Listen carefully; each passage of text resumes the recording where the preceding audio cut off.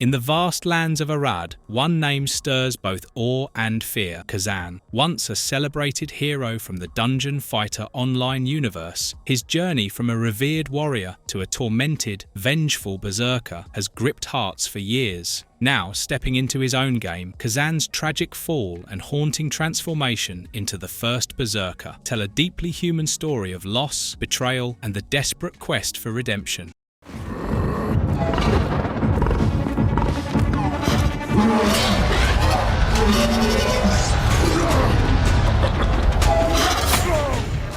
Introduction to Kazan and the Pelos Empire. Kazan emerged from humble origins as a barbarian warrior in the 89th year of the Pelos Empire, facing prejudice and discrimination due to his tribal background. Born among the nomadic clans that roamed the harsh northern territories of Arad, he was raised in a culture that valued strength, honor, and survival above all else. These barbarian tribes were generally viewed with suspicion and contempt by the civilized imperial citizens, considered little more than savages who refused to embrace the empire's ways. Despite these obstacles, Kazan's extraordinary combat abilities and tactical genius could not be ignored for long. His first recognition came during a border skirmish where, though vastly outnumbered, he led a small contingent of tribal warriors to victory against an imperial patrol. Rather than executing him, the impressed imperial commander offered Kazan a position in the army, recognizing potential where others saw only barbarism. Within the structured hierarchy of the imperial military, Kazan's rise was meteoric, yet fraught with challenges. He faced constant scrutiny and sabotage from noble-born officers who resented taking orders from a barbarian. Yet, it was his remarkable skill in the heat of battle, the inventive tactics born from real-life challenges, and the genuine warmth of his leadership that gradually won over even the harshest of critics. Victory after victory cemented his reputation, and by his 30th year, he had achieved the unthinkable, ascending to the prestigious position of Great General, the highest military rank in the empire, answerable only to the emperor himself. The Pelos Empire that Kazan served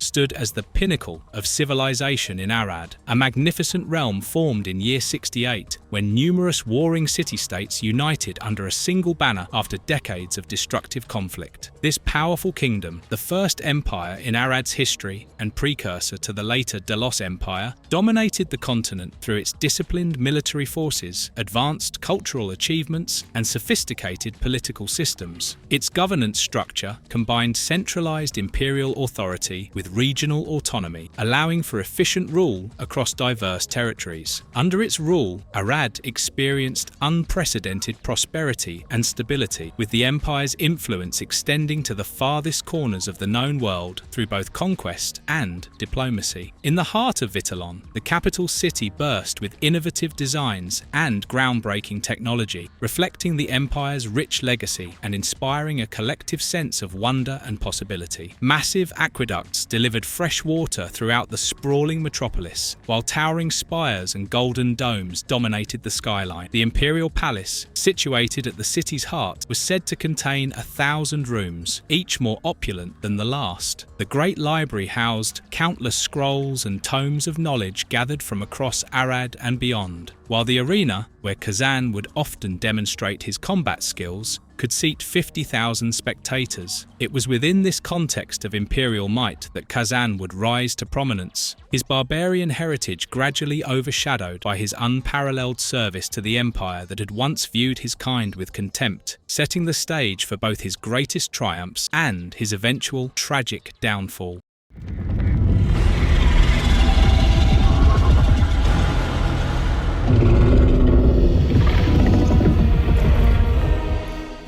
The battle against Hismar and its aftermath. In Arad, year 100, a terrible threat came to the Pelos Empire when the apostle Bakal sent the berserk dragon Hismar to attack the continent. This massive dragon had scales no normal weapon could pierce, and its fiery breath destroyed entire regions. Whole armies fell before it, and for 52 long years, the empire fought a losing war against this monster. Towns burned, soldiers died, and hope faded. By year 152, things looked grim, with Hismar gathering more followers while the empire grew weaker. That's when Kazan came up with a bold plan to trap the Dragon Legion in a narrow ravine where their large numbers wouldn't matter, allowing a small team to fight Hismar directly. Fighting alongside Kazan was Ozma, the empire's greatest wizard. Though they were very different, Kazan relied on physical strength while Ozma used magic. They worked perfectly together after years of fighting side by side. The battle was epic. While Imperial soldiers held back the dragon's army at the ravine, Kazan and Ozma faced Hismar himself. They fought for 3 days without stopping. Ozma used powerful spells to temporarily weaken the dragon's tough scales, creating brief chances for Kazan to strike with his huge battle axe. Finally, though exhausted and wounded, Kazan delivered the killing blow, driving his axe into the dragon's head while Ozma's magic prevented it from healing. Word of their victory spread quickly, and people celebrated throughout the empire for weeks. Songs were sung about Kazan and Ozma, and stories of their bravery were told everywhere. Emperor Palmerier ordered Hismar's body brought to the capital city of Vitalon, where it was preserved by magic and put on display to show off the empire's victory. But behind the celebrations, something dark was growing in the royal court. The emperor, once loved by his people, now saw how they adored Kazan and Ozma even more. His advisors whispered in his ear, feeding his jealousy and suggesting that the heroes might try to take his throne. 5 years after the victory, in year 157, the emperor's jealousy led to a terrible betrayal. During what was supposed to be a ceremony to honor their achievements, Kazan and Ozma were suddenly surrounded by guards and publicly accused of plotting against the emperor. The evidence was fake, but the emperor claimed they were planning to overthrow him and take control of the empire. The people who had cheered for them now watched in shock as their heroes were condemned without a fair trial. This moment began a dark time for the empire, as the betrayal of its greatest champions would start a chain of events that would change Arad forever and create a legend more frightening than any dragon.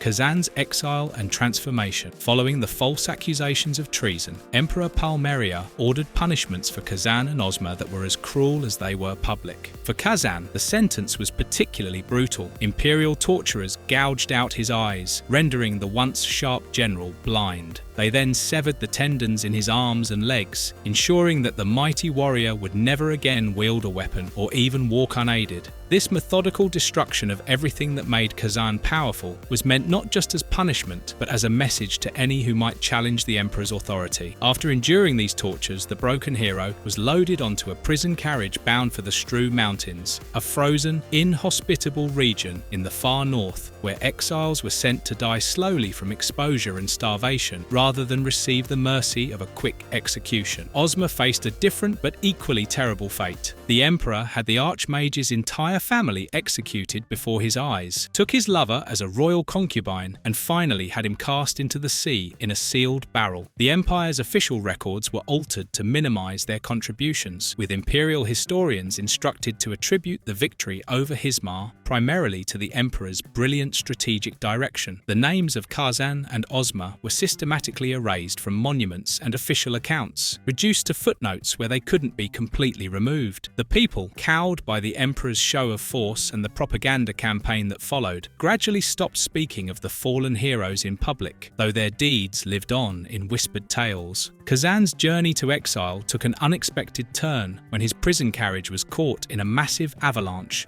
while traversing a treacherous mountain pass in the Stru Range. The Imperial guards escorting him perished instantly, crushed under tons of snow and rock. Kazan, still alive but barely, was buried in the frozen debris. As he lay dying, blind, crippled, and abandoned, something ancient and powerful stirred in the depths of the mountain. The Blade Phantom, a mysterious entity spoken of only in the oldest legends, sensed Kazan's fading life force and his unquenched thirst for vengeance. Drawn to his indomitable will and the injustice he had suffered, the Phantom tried to manipulate Kazan, attempting to take over his body completely. Instead of complete possession, however, a unique symbiotic relationship formed. Kazan's body began to heal at an unnatural rate. His severed tendons reknit themselves, stronger than before. His gouged eyes regenerated, now burning with an eerie crimson light that could pierce even the darkest shadows. The power of the blade. Phantom flowed through him, granting him strength far beyond what he had possessed, even at the height of his former glory. But this power came at a terrible cost. The Phantom's influence awakened in Kazan an insatiable bloodlust and a rage that threatened to consume his very identity. He emerged from the avalanche not as the honorable general he had once been, but as the first Berserker, a being of terrible power driven by an unquenchable thirst for battle and vengeance. This transformation marked the beginning of a new chapter in Arad's history, one written in blood and fire by the hand of a hero turned monster.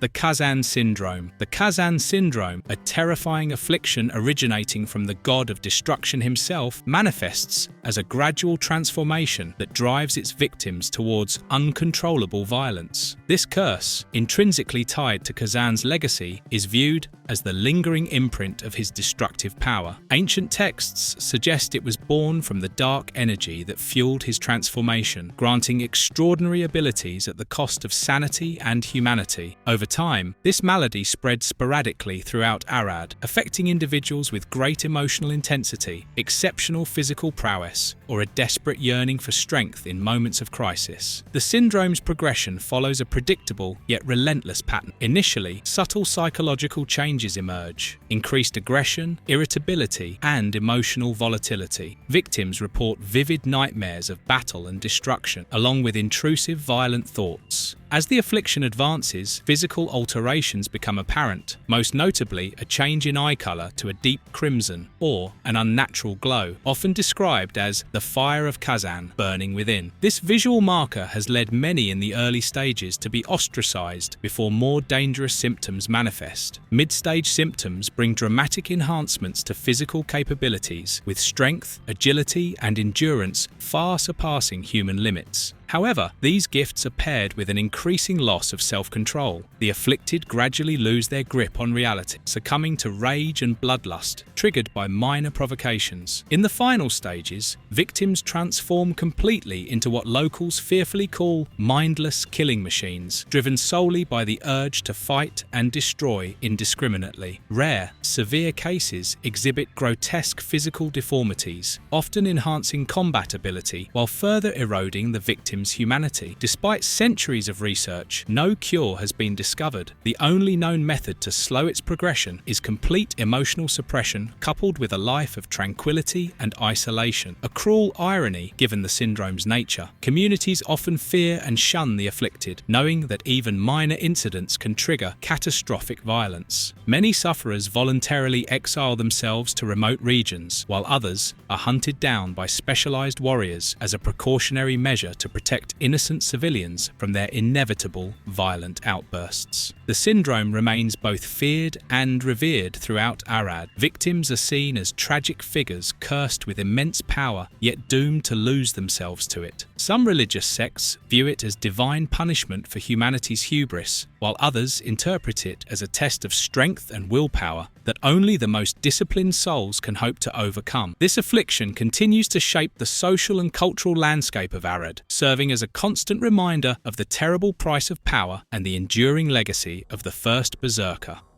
Kazan's quest for vengeance and redemption. Emerging from the Stru Mountains as a transformed being, Kazan embarked on a blood-soaked journey of vengeance against those who had orchestrated his downfall. His first targets were the Imperial Guards and officials directly responsible for carrying out his punishment, leaving a trail of destruction that soon reached the capital. News of a vengeful spectre with crimson eyes spread throughout the Empire, creating panic among those who had participated in his betrayal. The Blade, Phantom's power coursing through him, granted Kazan supernatural abilities that made him nearly unstoppable in combat. His wounds healed almost instantly, his strength far exceeded human limitations, and his battle instincts were heightened to preternatural levels. Yet this power came with constant internal struggle as the Phantom pushed for indiscriminate slaughter while Kazan fought to maintain focus on those truly deserving of his wrath. As Kazan cut his path through the Empire, he began uncovering layers of conspiracy that revealed the true reasons behind Emperor Palmerier's betrayal. Ancient texts had predicted the rise of a Berserker king, a warrior of barbarian origins who would become the greatest general in history, only to be betrayed and transformed into an unstoppable force that would topple empires. The Emperor, upon learning of this prophecy and recognizing Kazan as its subject, had acted preemptively to prevent his own downfall. More disturbing still was the revelation that certain factions within the imperial court had actively worked to fulfill this prophecy, believing that only through destruction could true rebirth occur. These conspirators had manipulated events to ensure Kazan would survive his exile and emerge as the first Berserker. Throughout his journey, Kazan encountered individuals who either aided his quest or stood in his way. Lyra, a young scholar researching the Khazan syndrome, sought him out to understand the nature of his curse. Initially fearful of his power, she gradually came to see the man behind the monster and became one of his few allies. Commander Valen, who had risen to power in the vacuum left by Kazan's exile, privately harbored doubts about the official account of events. His sense of honor put him at odds with the Emperor's increasingly erratic commands, forcing him to choose between loyalty to the crown and loyalty to the Empire's ideals. The Crimson Hand, a secretive organization that worshipped Kazan as a deity of destruction, complicated his quest by eliminating his enemies while promoting chaos in his name. As Kazan drew closer to the Emperor and the final reckoning, he faced his greatest challenge, determining what form his vengeance would take and what kind of legacy he would leave behind. Would he embrace the role of the Berserker King and bring about the Empire's destruction as prophesied? Would he attempt to reclaim his former position and reform the corrupt system from within? Or would he forge a different path entirely, one that neither the prophecies nor his enemies had foreseen? The choices he made would not only determine his personal fate, but also the future of the entire continent of Arad, as the power he wielded had the potential to reshape the world or plunge it into an age of darkness. His quest for vengeance thus became intertwined with a deeper search for redemption, not just for himself, but for a world that had allowed corruption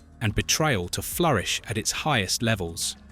The lasting impact of Kazan's journey. Kazan's tale is far more than just an adrenaline-fueled action experience. It's an emotional journey that draws players into the heart of a world where the struggle for justice, the wounds of corruption, and the real, human cost of power come alive. The game's challenging mechanics perfectly match Kazan's struggle. He must control the Blade Phantom's immense power without losing himself to rage, just as players must master difficult combat that rewards patience while punishing hasty moves. Arad isn't just a backdrop, it's a living, breathing world filled with history and political intrigue that tells the story of why Kazan fell and transformed. The Kazan syndrome forces players to balance raw power with careful control. Too much, and you risk losing yourself. This cleverly connects the story to how you play, making you feel Kazan's inner conflict through your own choices. The various characters you meet, scholars, soldiers, and fanatics, offer different views on Kazan's legacy, making you question your own reasons for seeking revenge.